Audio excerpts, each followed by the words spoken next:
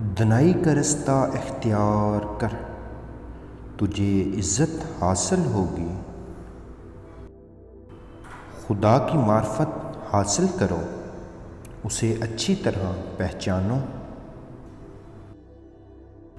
تمہارا رب خوب جانتا ہے جو تمہارے جی میں ہے۔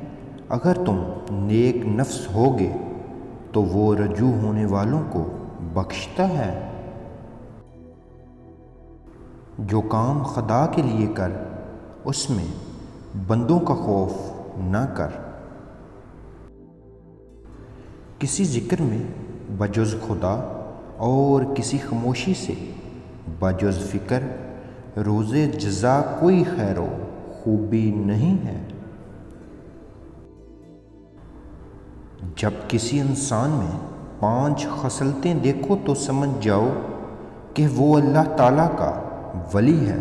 اول دین، دوم مال، سوم حیا، چہارم حسن خلق، پنجم سخاوت۔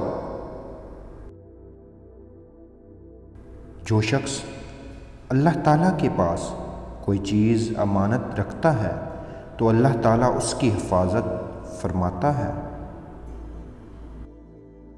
اگر دنیا کو آخرت کے عوض میں دے ڈالے گا تو دونوں میں نفع میں رہے گا۔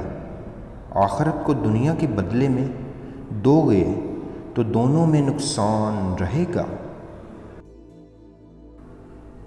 دنیا ایک گہرا سمندر ہے، اس میں بہت سے لوگ ڈوب گئے، اور تم دنیا میں اپنی کشتی تقویٰ کو بناؤ اور ایمان کو اس میں رکھو اور توکل کا بادبانے چڑھاؤ تاکہ موجے طوفان سے نجات پاؤ۔ گو مجھے معلوم نہیں ہوتا کہ نجات ملے گی۔